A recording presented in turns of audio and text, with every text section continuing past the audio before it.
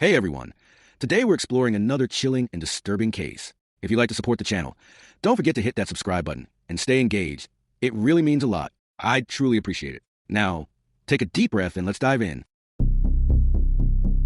He was a respected Dubai police officer, a man sworn to uphold the law. But behind his uniform was a secret affair, a dangerous obsession, and a plan that would end in blood. What happened inside this house shocked the nation, and it's only the beginning. Sergeant Omar Al-Fahim was everything a law enforcement officer was supposed to be: disciplined, calm, and dedicated. Neighbors described him as the protector of the street. He attended community events, prayed at the local mosque, and never missed a chance to help a neighbor. One of those neighbors was Khalid Hassan, a businessman who traveled frequently. His daughter Layla, 21, stayed home while studying marketing. To her, Omar was Uncle Omar, the safe, trustworthy family friend. It started with small favors: Omar fixing a garden light, helping with a flat tire. But somewhere along the way, kindness became something else. One night, in the soft glow of the garden lamps, Omar kissed Layla. She froze, but didn't stop him. Over the next few months, the two met in secret when Khalid was abroad, when Nadia, Omar's wife, was asleep. They used burner phones. They spoke in code. Omar's feeling for Layla spiraled into obsession. He began talking about a future together, one free from her father's control and his wife's watchful eyes. Then came a chilling move. Omar took out a 1.5 million dirham life insurance policy, naming Layla as the sole beneficiary. On a warm September evening, Khalid returned from a week-long trip. He noticed Layla was tense, avoiding conversation. Later that night, he caught Omar slipping out of the back gate. The confrontation was explosive. Khalid accused him of betrayal. Layla screamed for Omar to come back. Within minutes, Omar returned, still in part of his police uniform. A violent struggle broke out. Neighbors heard shouting, then a single gunshot. Khalid lay on the floor, a dark pool of blood spreading beneath him. Omar's training kicked in, but not to save a life. He wiped fingerprints, staged a break-in, and filed the initial police report himself, claiming an armed intruder fled the scene. At first, his fellow officers believed him, but within days, cracks appeared. CCTV showed Omar's car arriving minutes before the shooting. Forensics linked the bullet to his service weapon. Layla's phone revealed dozens of late-night calls to Omar. When Layla was brought in for questioning, she broke down. Layla confessed the affair, but then she said something that changed the entire direction of the case. Layla, in interrogation: "You don't understand. It wasn't supposed to happen like this. He told me someone else was coming for my father that night." Who was someone else? Was Omar part of a bigger plot? And if he didn't plan to kill Khalid, who did? Investigators leaned in. Layla's words shifted the entire narrative. If Omar wasn't acting alone, who was this someone else? Layla explained in the weeks before the shooting, her father had been receiving anonymous threats. She had overheard a tense phone call where Khalid shouted, "I told you I'm not paying another dirham." Detectives began digging into Khalid's business dealings. He was a successful importer, but also rumored to be involved in illegal gold smuggling routes. One name kept coming up: Rashid Al-Mansour, a former associate with a violent reputation. Layla admitted Omar told her he'd handle Rashid if things got bad, but she thought it was just bravado. When questioned again, Omar stuck to his intruder story, but admitted he knew Rashid. According to Omar, Rashid had demanded money from Khalid for a botched deal months earlier. Omar claimed he went to the house that night to protect Layla, not to kill Khalid. But there was a problem.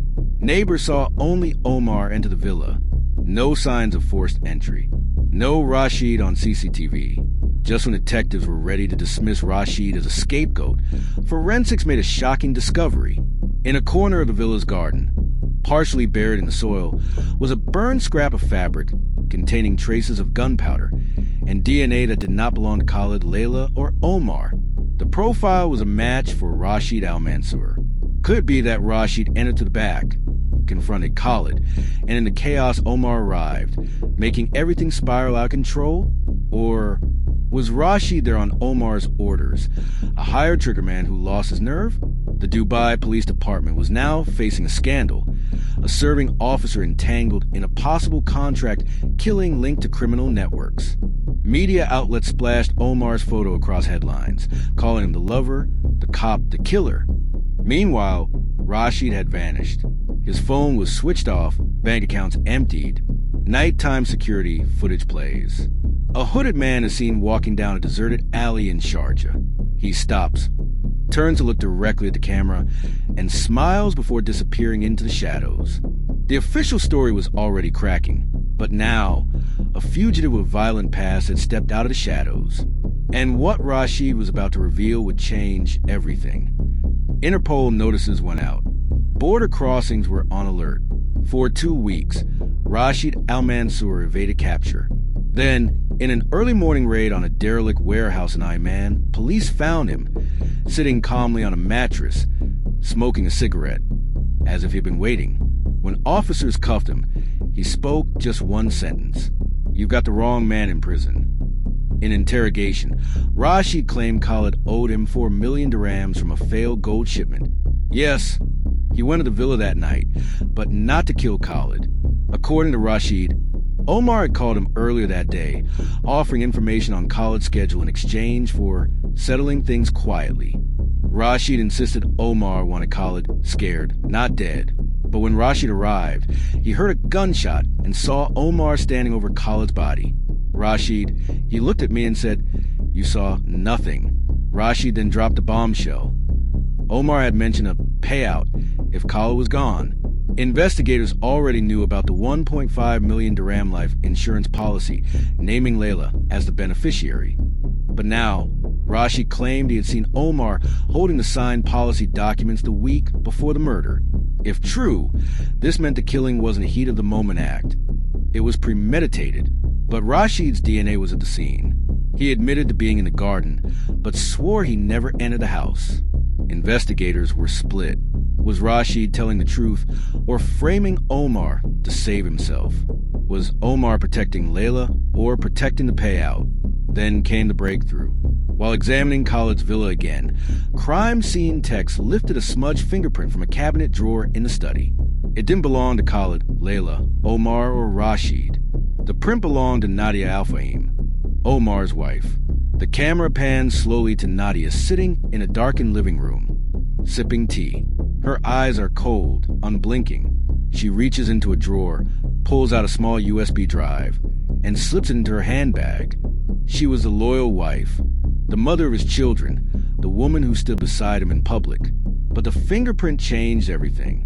What was Nadia doing in Khalid Hassan's private study the night before he died? Investigators knew Nadia was aware of her husband's growing distance. Friends told detectives she had once hinted Omar was acting like a stranger, disappearing late at night, keeping his phone locked. But the fingerprint in Khalid's study suggested more than suspicion. It suggested access. When detectives served a search warrant on Nadia's belongings, they found a small USB stick she'd been hiding. Inside were copies of Khalid's personal emails, bank transfers, and, most damning, a scanned copy of the life insurance policy Omar had taken out for Layla. But there was something else, an audio file.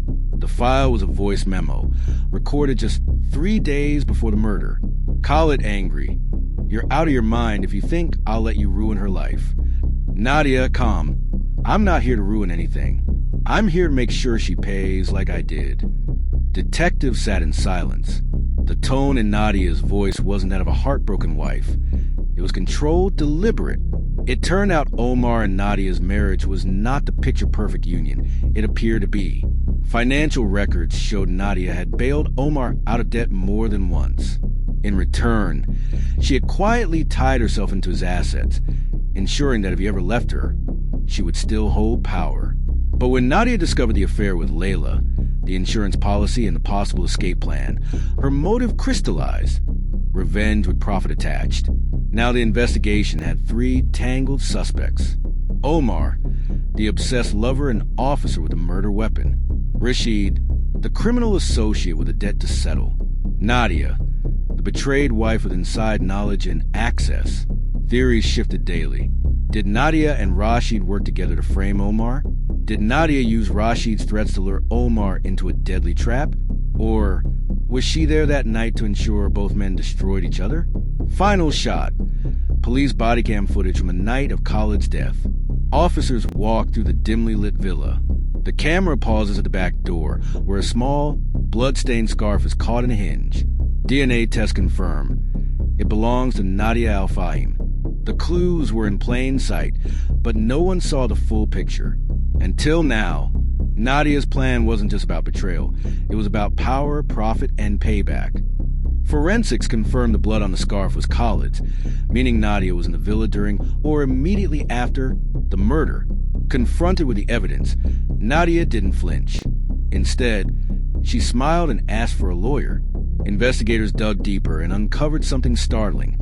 Years earlier, Khalid had been secretly involved with Nadia before she married Omar. Their fling ended abruptly when Khalid chose to marry another woman, humiliating Nadia in their tight-knit community. It explained her comment on the recording, "I'm here to make sure she pays like I did." Except she wasn't just Layla. Nadia's vendetta was against the entire Hassan family. Here's how the pieces fit. Omar's affair. Nadia discovered Omar's obsession with Layla. Instead of confronting him, she used it. The insurance policy. She secretly encouraged Omar to take it out, feeding his fantasy of a future with Layla. Rashid's debt. She reached out to Rashid anonymously, hinting Khalid would be vulnerable soon, and framing it as a chance to collect. The night of the murder, she entered the villa after Omar arrived, but before Rashid appeared.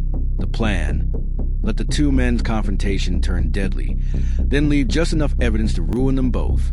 What Nadia didn't plan on was Rashid staying outside, or Omar firing the fatal shot himself. This made her part harder to hide. Still, she managed to slip away, planting her scarf to confuse the timeline. The result? Khalid dead, Omar behind bars, and Rashid a fugitive. When asked why she did it, Nadia allegedly told a cellmate, "Khalid destroyed me once. Omar betrayed me twice. Now they've destroyed each other and I'm still standing." Final shot. Detectives examining a second USB drive recovered from Nadia's safe. On the screen, surveillance footage from a week before Khalid's murder. It shows Nadia meeting secretly with a third man whose face is blurred. For months, the focus was on a love triangle that turned deadly. But this man, this shadow in the footage, wasn't just a witness. He was a missing link, and his identity would change everything. Facial recognition technology revealed the mystery man to be Captain Faris Al-Adid, a high-ranking officer in Dubai's Criminal Investigations Department. On paper, Faris was clean, but off the record, he was whispered to be the fixer, a man who could make evidence disappear for the right price. Detectives traced 3 secret meetings between Nadia and Captain Faris in the month before Khalid's death. In one, Nadia appeared to hand him a small envelope. In another, he passed her what looked like a file folder. Phone records revealed Faris had also been in contact with Rashid in the weeks before the murder, and disturbingly with Omar just 2 days before Khalid was killed. The tangled web now looked like this. Nadia wanted revenge and used Omar's obsession with Layla to set the stage. Rashid wanted his debt repaid and saw Khalid's death as leverage. Captain Faris may have wanted all of it swept under the rug to protect his own involvement in Khalid's gold smuggling operations. Was Faris using his position to manipulate all 3 for his own gain? With media pressure mounting, an emergency tribunal was called within the Dubai police force. Faris denied everything, but bank transfers showed he received 250,000 dirhams into an offshore account the same week Khalid died. The deposit came from a shell company linked to one of Khalid's rivals. This was no longer just about a murder. It was about corruption at the highest levels, with ties to organized crime. Just as investigators prepared to arrest Faris, he vanished. CCTV last spotted him driving toward the Oman border, but the car was found abandoned in the desert, keys still in ignition. Nighttime shot of a luxury yacht cutting through international waters. On deck, a man in a hooded jacket speaks into a satellite phone. "Tell Nadia the plan isn't over." He pulls back his hood. It's Captain Faris. For months, the case was about a man's death in a quiet Dubai neighborhood. But now, the hunt for Captain Faris Al-Adid was taking investigators beyond borders and into the underbelly of an international crime network. Interpol issued a red notice for Ferris. The yacht spotted off Dubai's coast turned up days later in Sri Lankan waters, empty, stripped of identifying markers. Satellite tracking showed the vessel made an unscheduled stop in Socotra, Yemen, a known hub for illegal arms and gold smuggling. Cyber forensics traced multiple offshore accounts linked to Ferris. Transfers moved in dizzying loops between the Caribbean, Cyprus, and Singapore. But one deposit stood out. 2 million dirhams, sent just 48 hours before Khalid's death, from a company in Hong Kong tied to both Khalid and Rashid's past dealings. This raised a terrifying question. Was Khalid's murder a contract job paid in advance? In prison, Nadia suddenly requested a meeting with prosecutors. She offered a deal, immunity in exchange for information on Ferris's real mission. When pressed, she claimed Ferris was working not just to cover up Khalid's killing, but to eliminate everyone connected to a missing shipment of smuggled gold worth $20 million. She claimed Omar, Rashid, and Khalid had all touched the deal at some point, even if they didn't know it. For months, Omar denied everything except his affair with Layla. But now, hearing Nadia's claim, he finally spoke. Omar, she's lying but not about the gold. I saw it once, in Khalid's warehouse. And Ferris was there too. This confession meant one thing. Omar was a witness to a far bigger crime than a domestic murder. Investigators received unverified intel that Ferris was moving to the Malacca Strait under a fake identity. But what made the intel explosive was who was allegedly with him, Layla Hassan. Blurry zoom lens footage from a dock in Indonesia. A young woman with Layla's build steps off a small fishing boat, escorted by 2 armed men. She turns her head slightly toward the camera, revealing a brief, unmistakable smile. For months, the world thought Layla Hassan was a victim. But her sudden reappearance alongside a fugitive police captain in Southeast Asia raised the most dangerous question of all. Whose side was she really on? Working with local authorities, Dubai investigators tracked a fishing boat to a remote warehouse on an island in the Riau archipelago. Surveillance drones confirmed the presence of Captain Ferris, and what looked like pallets of smuggled gold. The gold was being repackaged into electronic shipments bound for Europe. Undercover agents intercepted encrypted messages between Ferris and an unknown number. The text revealed that Layla was acting as a translator and negotiator for Ferris, using her business school contacts to arrange the sales. Even more damning, her phone contained voice notes between her and Ferris before Khalid's death, discussing how to free ourselves from the old man's grip. This suggested Layla had not only known about the gold, but might have lured Omar into a trap to get rid of her father. When Rashid was shown the evidence, he laughed. Rashid, you all thought Omar was a fool in love. Truth is, Layla played every one of us, even her own father. Investigators now believed Layla wanted her father out of the way to control his business. Ferris wanted the gold. Nadia wanted revenge on both Omar and Khalid.